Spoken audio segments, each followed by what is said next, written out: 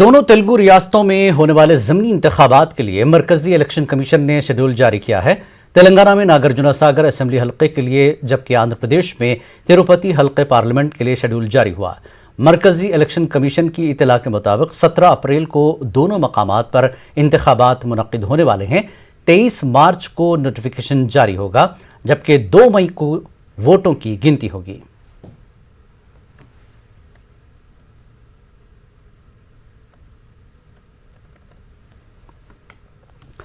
बैंकों को खालियाने के खिलाफ मुल्क भर में बैंक मुलाजमीन की हड़ताल दूसरे दिन भी जारी रही।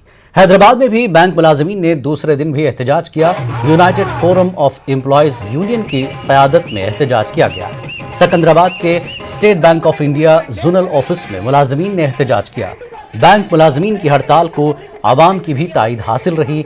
बैंक मुलाजमीन यूनियन के जिम्मेदारों ने बताया कि अगर मसाइल हल नहीं होते हैं तो मुस्तकबिल में बड़े पैमाने पर एहतजाज किया जाएगा।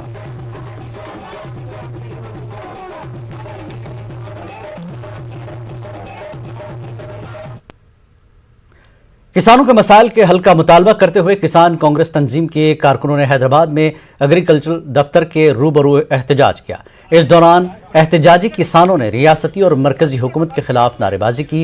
एहतजाजी किसानों ने कहा कि मरकज की मोदी हुकूमत ने किसानों के खिलाफ 3 से कवानीन लाए हैं। उन्होंने किसान मुखालिफ कानून को मनसूख करने का मुतालबा किया। साथ ही उन्होंने कर्जों की मुआफी का भी मुतालबा किया। एहतजाज कशीदा सूरत हाल इख्तियार कर जाने पर पुलिस ने एहतजाजी किसानों को हिरासत में लेकर गोशा महल स्टेडियम मुंतकिल किया।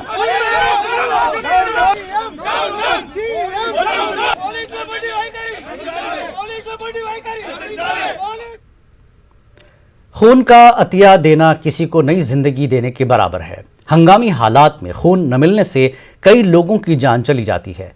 इस तरह के कई वाकयात हमारे सामने मौजूद हैं। हैदराबाद ट्रैफिक पुलिस की जानिब से नामपल्ली इलाके में मेगा ब्लड डोनेशन कैंप रखा गया। City police commissioner Anjani Kumar ने कैंप का इफ्तिताह किया। इस मौके पर उन्होंने खून का अतिया देने वाले ऑटो ड्राइवर्स की सताइश की।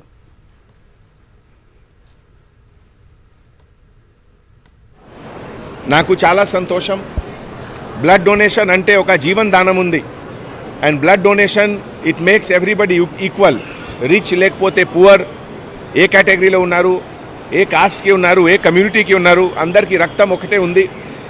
ఈ సందర్భంలో నేను డాక్టర్ గారికి, తర్వాత ఆల్ ఆటో డ్రైవర్స్కి and particularly traffic wing led by additional CP traffic Anil Kumar గారు, డీసీపీ ట్రాఫిక్ చౌహాన్ గారు, కరుణాకర్ గారు, నాయక్ గారు, అందరికీ చాలా థ్యాంక్స్ చెప్తున్నాము. అండ్ ఇదే విధంగా ఎవ్రీ 2 months 3 monthsకి ఒక స్మాల్ క్యాంప్ పబ్లిక్ సేఫ్టీ కోసం, పబ్లిక్ సిక్యూరిటీ కోసం, पब्लिक हेल्थ एंड हैप्पीनेस कोसम we will be organising it. Thank you. मरकज में बीजेपी के इख्तिदार में आने के बाद से हुकूमत की पॉलिसियों और फैसलों के खिलाफ आवाज उठाने वालों पर मुल्क से गद्दारी का मुकदमा दर्ज किया जा रहा है। कांग्रेस रुकने पार्लियामेंट रेवंत रेड्डी ने पार्लियामेंट में कहा कि जब कोई शख्स हुकूमत को इससे की जिम्मेदारी से वाकिफ करवाता है तो उस पर गद्दारी का मुकदमा दर्ज करना ठीक नहीं है। रेवंत रेड्डी ने किसानों की ताईद में आवाज उठाने वालों पर आयद करदा गद्दारी के मुकदमों से मुताल्लिक हुकूमत से वजाहत तलब की। सफिशेंट रिप्लाई दिया मिनिस्टर ने, क्योंकि आधा इंफॉर्मेशन देना हाउस को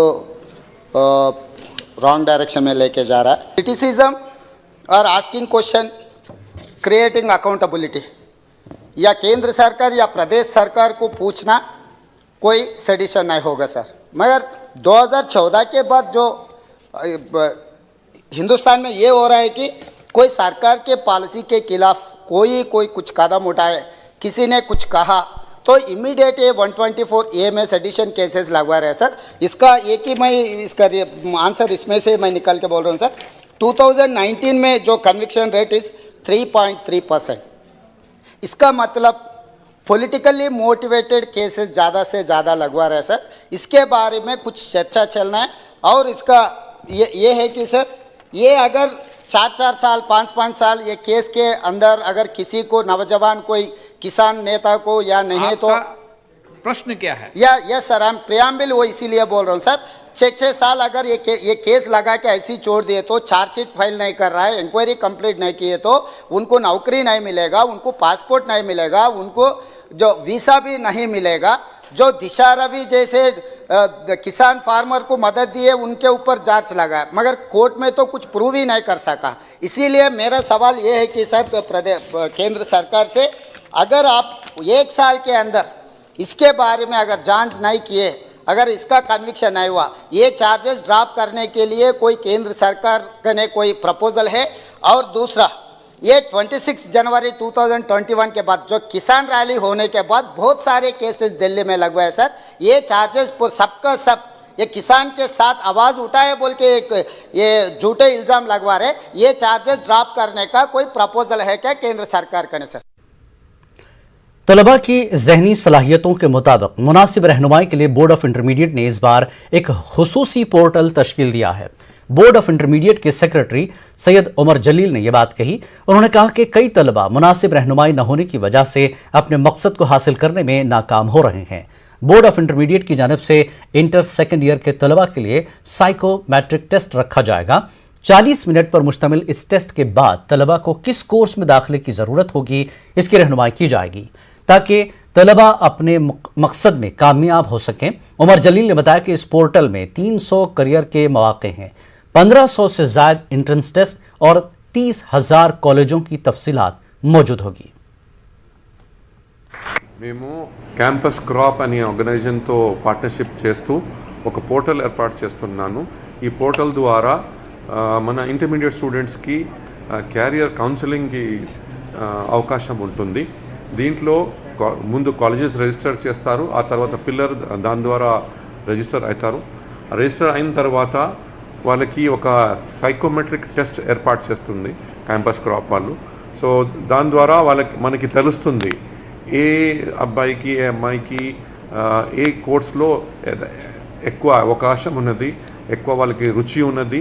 దాని ద్వారా ఈ క్యారియర్ కౌన్సిలింగ్లో వాళ్ళకి చాలా మంచిగా అవకాశం ఉన్నది। ఈ పోర్టల్ ద్వారా పిల్లలు can always access it free of charge, they can check it once the test is over. ఏమేమి కోర్సెస్ అవైలబుల్ ఉన్నాయి, ఆ కోర్సెస్కి ఏమేమి అవకాశాలు ఉన్నాయి, అది కూడా వివరాలు అవైలబుల్ ఉన్నాయి। సో దీని ద్వారా మేము మన ఇంటర్మీడియట్ స్టూడెంట్స్కి ఈ సహాయం, ఈ కొత్త సర్వీస్ స్టార్ట్ చేస్తున్నాను। ఈ సర్వీస్ టోటల్ ఫ్రీగా ఉన్నది, ఈ టెస్ట్ కూడా టోటల్ ఫ్రీగా ఉన్నది। भैंसा तशद्दुद और लव जिहाद के खिलाफ हैदराबाद में बजरंग दल और विश्व हिंदू परिषद की क़यादत में बड़े पैमाने पर एहतजाज किया गया। बजरंग दल और विश्व हिंदू परिषद के कारकुनों ने रैली निकाली और डीजीपी ऑफिस का घेराव करने की कोशिश की। पुलिस ने डीजीपी ऑफिस में दाखिल होने की कोशिश करने वाले बजरंग दल के कारकुनों को रोक लिया। इस दौरान पुलिस और एहतजाजियों के दरमियान हंगामा आराई देखी गई। पुलिस ने कई एहतजाजियों को हिरासत में लेकर करीबी पुलिस स्टेशन मुंतकिल किया। एहतजाजी बजरंग दल के कारकुनों ने रियासती हुकूमत और डीजीपी के खिलाफ नारेबाजी की।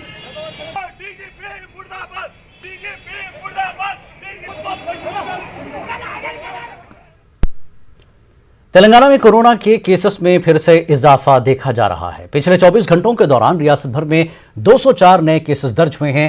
कल एक ही दिन में रियासत भर में 60,263 अफराद का कोरोना टेस्ट किया गया, जिससे 204 अफराद कोरोना से मुतासिर पाए गए।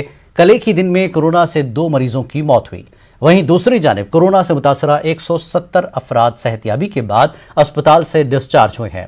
रियासत भर में 2015 एक्टिव केसेस हैं, जिनमें 624 अफराद होम क्वारंटीन में हैं। ग्रेटर हैदराबाद के हुदूद में 37 नए केस दर्ज हुए।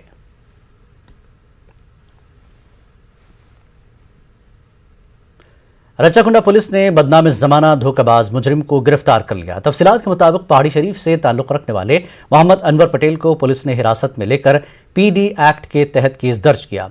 मोहम्मद अनवर पटेल पर गैर समाजी कामों में मुलविस होने का इल्जाम है।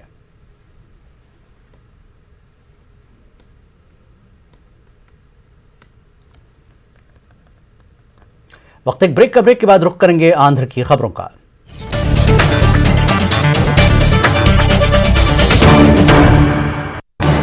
इस न्यूज हेडलाइंस के प्रायोजक पेट सफा आयुर्वेदिक जून।